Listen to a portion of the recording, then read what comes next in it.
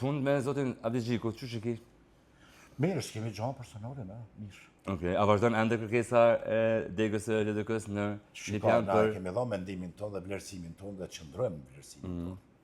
Mendoj që mas zgjedhjeve natyrisht do të më ul, me diskutu dhe me pa shkaqet ku janë, siç është edhe shkruar atë. Dhe reflektimin do të mendoj vetëm në një nivel ose vetëm në një anshëm. Unë mendoj që përgjegjësia është e balancuar, është në gjitha nivelet dhe kjo do të kështu të shtrohet. Nëse fillohet me ushtru përgjegjësia vetëm në një renom dhe harrohet ona tjetër, mendoj që është gabim. Përse zoti Abdigjiku po ju thotë juve që ju keni dështu këtë komunë mi marr votat. Ai po thotë që kur po bëhet fjalë për juve personalisht me bë kryetar. Ata sa me bë që mu po më dojnë më shumë në Lipjan se ata, çka ka me bënë? Kjo është çështje e perceptimit publik. Okej. Ekziston një perceptimi që në LDK tash janë ndonë në dy grupe. Qysh është, a ke në kryesi, në takimin e kryesisë? Jo, nësë jam kryesi. Po përne, a informu qa? Jo, jam kryesi, shika vëllmet se i kom pa lloj debate, komente, edhe ty të kom pa duke nxjerr komente. Rikthene pak memorien.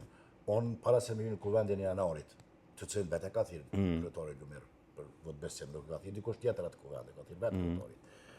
Kam thënë deklarat para publikut që nuk do të vazhdoj të marr përgjegjësinë në nivel qendror. Abstenoj nga marrja përgjegjësive, qoftë në nivel kryesisë, qoftë sekretar, në kryetar, nuk pranoj të vazhdoj tutje, sepse dua të rikthehem në Lipjan, dua të punoj për Lipjanin, kam marrë përgjegjësi për publikut Lipjan dhe unë nuk do të merrem me këtë lloj përgjegjësie.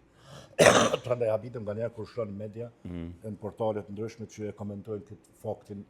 Që të ki pretendime me ardhë atje në Prishtinë me marrë... Absolutisht, nuk ka qëndrueshme. Nuk është.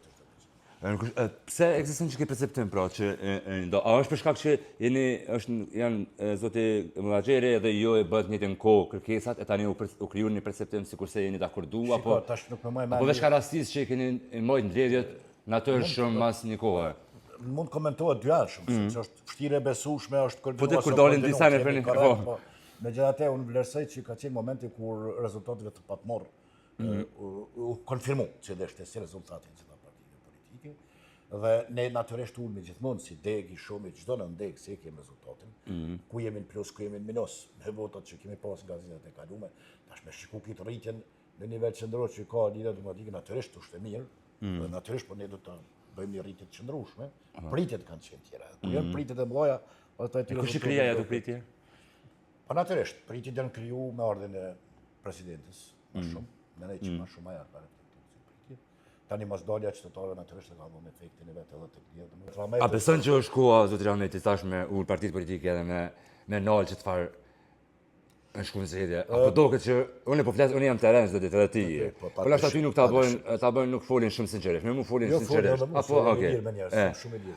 Njerëzit janë tepër të rritur. Ata janë tepër të lodhur. Unë mendoj që a ekziston që kjo bindje në kryte politikanëve me sa njëti çast shumë? A janë të e ditë që to çfarë rretimi janë të shkaktuar të njerëz atë çysh është puna? Nuk e di sa e di, në fakt, po unë mendoj që na jemi vënë këtë drejtim të bashkëpunimit e të ofertimit mes partive politike shqiptare gjithmonë. Po flas duke përjashtuar gjithmonë listën sërbska për shkak të rastit Banskës së Kina. Ndërkohë edhe pse është kategori kushtetuese, do ta kuptojmë këtë çështje, është kategori kushtetuese.